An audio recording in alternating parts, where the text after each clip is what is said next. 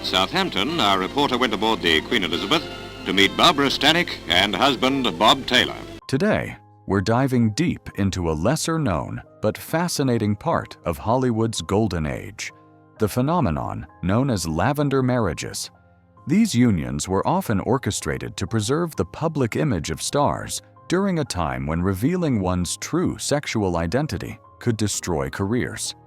In the mid-20th century, being openly gay was not socially acceptable, especially in the film industry. A wedding of the stars. Tyrone Power and Annabella have brought their romance to a climax, with Don Amicia's best man and matron of honor, Pat Patterson. That's Mrs. Charles Boyer. So, many celebrities entered into marriages of convenience, partnerships that looked perfect on the outside, but often hid a very different reality. Let's take a closer look at some of these intriguing relationships. Cary Grant and Diane Cannon. Cary Grant was one of Hollywood's most adored leading men. In 1965, he married actress Diane Cannon, and together they had a daughter. To the public, they were the picture of a perfect Hollywood couple. But years later, stories began to emerge suggesting a different narrative. In the memoir of Hollywood insider Scotty Bowers, Cary was said to have had a long-term romantic relationship with fellow actor Randolph Scott. Although Grant never confirmed these claims, they cast a different light on his carefully managed image. His marriage to Cannon ended in divorce in 1968, though both remained devoted parents. Judy Garland and Mark Herron. Legendary entertainer Judy Garland married actor Mark Herron in 1965. Their union was brief and troubled, lasting only a few months. Behind the scenes, Herron was in a long-standing relationship with actor Henry Brandon. Many believed his marriage to Garland was a strategic move to conceal his true orientation. After their separation, Herron returned to Brandon, with whom he remained until Brandon's passing in 1990. Garland, ever resilient, faced the pressures of stardom with unmatched courage, even as her personal life remained fraught with heartbreak. Rudolph Valentino and Natasha Rambova. Rudolph Valentino, the matinee idol of silent cinema, married costume designer Natasha Rambova in 1923. Though they were a glamorous couple, rumors quickly circulated that their marriage, like his first to Joan Acker, was more for show than affection. Their union lasted only 2 years before ending in separation. Valentino died tragically young at 31, and his private life remained an enduring mystery. Cole Porter and Linda Lee Thomas. Famed composer Cole Porter married socialite Linda Lee Thomas in 1919.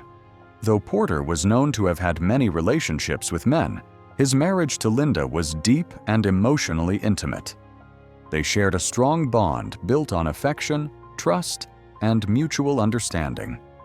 Their marriage endured until Linda's death in 1954, and Porter never ceased speaking lovingly of her. Niels Astor and Vivian Duncan. Swedish-born actor Niels Astor married actress Vivian Duncan in 1930, likely in response to rumors about his sexuality. Their marriage produced one daughter, but ended in divorce after just 2 years. Though the relationship was short-lived, Astor's enigmatic on-screen presence ensured his continued success in Hollywood and Europe. Alfred Lunt and Lynn Fontanne. Alfred Lunt and Lynn Fontanne were Broadway legends, often hailed as the greatest stage couple of their time. Though their marriage spanned decades, whispers surrounded their private lives. Many speculated that their union was a convenient arrangement, but the two never addressed these rumors publicly. They focused instead on their celebrated theatrical careers and remained devoted artistic partners. Tallulah Bankhead and John Emery. Tallulah Bankhead, known for her bold personality and dramatic flair, married actor John Emery in 1937. The marriage lasted 4 years and was widely believed to be a strategic move. Bankhead had openly spoken about past relationships with women, making her one of the few in that era to hint at her bisexuality. Still, her marriage seemed to serve as a buffer against scandal in a judgmental society. Barbara Stanwyck and Robert Taylor. Two of MGM's biggest stars, Barbara Stanwyck and Robert Taylor, were married in 1939. Industry insiders whispered that both were dealing with personal struggles regarding their sexual identities. According to reports, MGM executives orchestrated the marriage to protect their careers. Though the couple stayed together for over a decade, they eventually divorced in 1951. Neither ever publicly addressed the nature of their relationship. Tyrone Power and Annabella. Heartthrob Tyrone Power married French actress Annabella in 1939. Their marriage appeared genuine, though gossip surrounding Power's relationships with both men and women persisted. One alleged affair with Judy Garland added to the intrigue.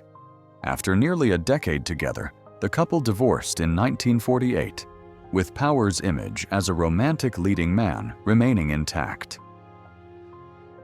Liza Minnelli and Peter Allen. In 1967, Liza Minnelli married Australian entertainer Peter Allen. But behind the scenes, rumors swirled that Allen had been romantically involved with Judy Garland's former husband, Mark Herron. After their divorce in 1974, Allen eventually came out as gay. Despite the split, Liza and Peter remained friends, echoing the complexities that had also shaped her mother's life. Janet Gaynor and Adrian. Janet Gaynor, the first actress to win an Academy Award, married celebrated costume designer Adrian, born Adrian Greenberg. Speculation surrounded both of their sexualities, and many saw their union as a strategy to escape public scrutiny. Still, their marriage lasted 20 years, ending only with Adrian's death in 1959. Judy Garland and Vincente Minnelli. Director Vincente Minnelli married Judy Garland in 1945. They had one child together, Liza Minnelli, and stayed married for 6 years. Rumors about Vincente's orientation persisted, and Garland reportedly acknowledged these issues, later telling her daughter that gay men made the best husbands. Their marriage ultimately crumbled under personal and professional pressures. Rock Hudson and Phyllis Gates. Rock Hudson was the ultimate on-screen heartthrob, yet insiders knew the truth about his sexuality. In 1955, facing a tabloid threat to expose him, Hudson's agent arranged a quick marriage to his secretary, Phyllis Gates. The marriage ended after 3 years, and Gates later claimed she had been unaware of his orientation at the time. Hudson never publicly confirmed his sexuality, but after his death from AIDS in 1985, he became a pivotal figure in the conversation about AIDS awareness and the stigma surrounding homosexuality.